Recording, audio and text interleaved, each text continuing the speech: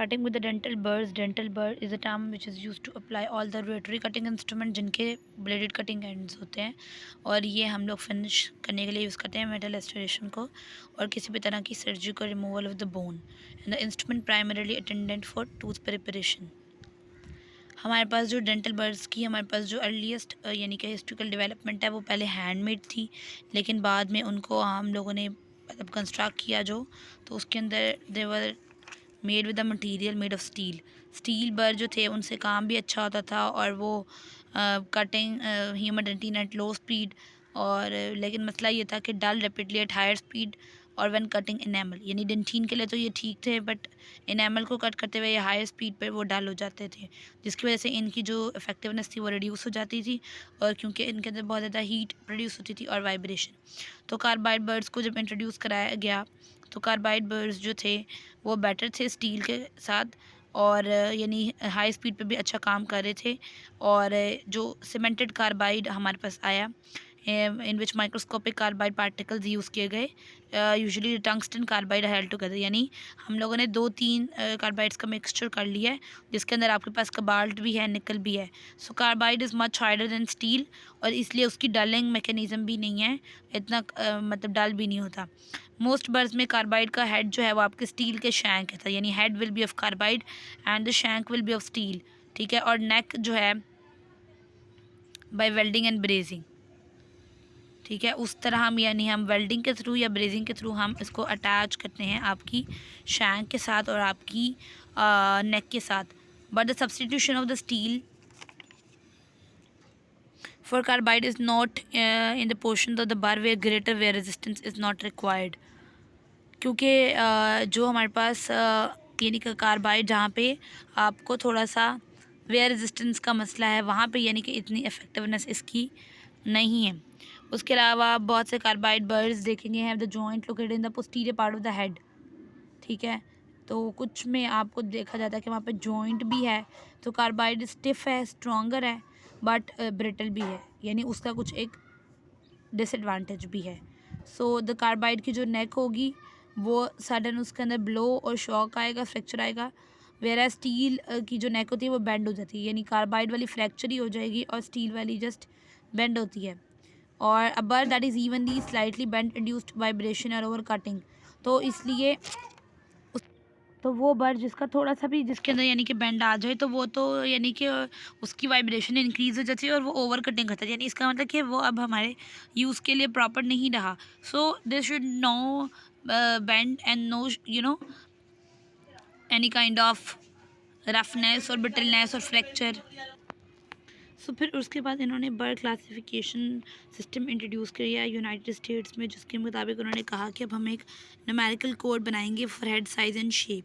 तो 2 equals to 1 millimetre diameter round bur, 57 का मतलब है 1 millimetre diameter straight fissure bur, and 34 का मतलब है 0.8 मिलीमीटर इन्वर्टेड कोन बर। यानी इस तरह से उन्होंने कोड्स जनरेट कर दिए। फिर उन्होंने बताया कि जैसे यहाँ पे वो बता रहे हैं कि शेप के लिए शेप का जो नाम होगा वो लिखा जाएगा, और size giving the number head diameter in 10th of the millimetre, round के लिए 010, स्ट्रेट के लिए 010, इन्वर्टेड के लिए 008। तो इस तरह से हम लोग एक head diameter 10th of the millimetre में लिखेंगे और साथ हम लोग शेप का नेम भी लिखेंगे। अब हम बात करते हैं शेप्स ऑफ बर की। The term bur shape refers to the contour और the silhouette of the head, कि उसकी क्या कॉन्टोर है, उसकी क्या तमाम फार्मिंग है, फॉर्मेशन किस तरह की है। द बेसिक हेड की शेप्स जो हैं वो round, inverted cone, pear, straight fissure and tapered. As you can see this one is round, inverted cone को इन्वर्ट किया है, पियर शेप्ड है, स्ट्रेट फिशर है एंड टैपर्ड फिशर है। So a round bird is spherical. As you can see, it is spherical. This shape customarily has been used for initial entry into the tooth. कि अभी आपने just enter होना है और या आपने प्रिपरेशन को थोड़ा सा एक्सटेंड करना है, या आपने रिटेंटिव फीचर्स बनाने हैं, या आपने केरीज को रिमूव करना है, जस्ट जो सुपरफिशियल काम होते हैं, केरीज रिमूव कर देना, प्रिपरेशन को थोड़ा एक्सटेंड कर देना, रिटेंटिव फीचर्स बनाना, ये काम जो है आपके पास स्फेरिकल या राउंड आपका जो बर है उसके। Second one is the inverted cone. ये हमारे पास portion of rapidly tapered cone with an apex of cone directed toward the bur shank, यानी जो एपेक्स है वो आपका बर के शैंक की तरफ होगा। Head length is approximately the same as the diameter. This shape is particularly suitable for providing the undercuts के अंडरकट्स बनाने हैं हमने टूथ में, क्योंकि अंडरकट्स के लिए बनाते हैं रिटेंशन के लिए। So inverted cone is used for the undercuts preparation. A pear-shaped burr. It is a portion of slightly tapered cone with the small end of the cone directed toward the burr shank. कि जो कोन का आपका पहले थोड़ा सा ये tapered है और साथ ही साथ इसके अंदर स्मॉल एंड जो है कोन का वो टुवर्ड्स द बर शैंक है, यानी कि नीचे की तरफ है कोन का, और ये टैपर्ड भी है विद ये इसका जो एंड है हेड का वो कर्व्ड है और is flat with rounded corners. This is it can be curved, it can be flat with the rounded corners. Where the sides and the flat ends intersects, an elongated pear bar length 3 times the width is advocated for tooth preparation for amalgam. यानी जो एक लंबा सा elongated का pear bar जो है हम use करते हैं टूथ प्रिपरेशन amalgam के लिए. स्ट्रेट फिशर बार, स्ट्रेट फिशर बार जो है वो एक cylindrical shape है. As you can see, it is a cylindrical shape, elongated. It is used for tooth preparation of amalgam.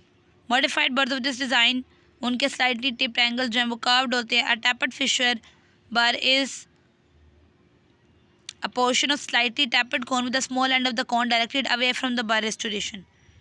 ये हम लोग के पास tapered fissure है जिसके अंदर थोड़ी सी टैपर्डनेस है, और जिनकी जो टैपर्ड कोन है विद द स्मॉल हेड, उसका हेड बहुत ज़्यादा स्मॉल है, directed away from the bur shank and it is away. The shape is use for tooth preparation for indirect restorations. जो इनडायरेक्ट रेस्टोरेशंस होती हैं उनके लिए हम इसको यूज़ करते हैं. And the tapered fissures can have a flat end with the tip corner slightly rounded. के इनके अंदर जो बर के ऊपर फ्लैट एंड होगा जिसकी टिप कॉर्नर स्लाइटली राउंडेड होंगे. Fisher and inverted cone burrs may have half round or dome shape. थोड़ा सा हाफ राउंड है और आपके पास थोड़ा सा डोम की तरह का शेप होगी. एंगल्स जो हैं वो वेरी करेंगे, और इसके अंदर इस शेप के अलावा हमारे पास number of blades, spiral versus axial pattern of blades, और ये जो क्रॉस कट्स वगैरह है ये जो है ना इनका सबके अंदर डिफरेंस होगा. ठीक है. This was about the shapes of the बर. आप साइज़ की बात करें तो साइज़ जो है वो नंबरिंग सिस्टम जो है उसको बनाया गया. ग्रुप बर्ड्स पर 9 shapes and 11 sizes. Shape total 9 and sizes are 11. So these are the shapes: round, wheel, cone, inverted cone, bud, straight fissure में flat end pointed end pear and oval. And these are the sizes: round, wheel, inverted cone, plain fissure, round cross cut, straight fissure cross cut, tapered fissure code cross and cutting fissure. तो ये बताया गया है. 1.5 and 1/4 designations both very small round birds को भी बाद में उन लोगों ने ऐड कर दिया. इस मॉडिफिकेशन को उन्होंने इस तरह बताया है कि that indicated by adding 500 to the number equal to the non cross cut sides. A number 57 with the cross cut design as 557 कि उसमें आपने 500 ऐड कर दिया. फिर 900 में भी आपने 57 ऐड कर देना है. फिर इस तरह से आप हर किसी में आप क्या ऐड करेंगे, यहाँ पे आप ऐड करेंगे 57 को. इस तरह से ही आपके पास साइज़ आ जाएगा बर का.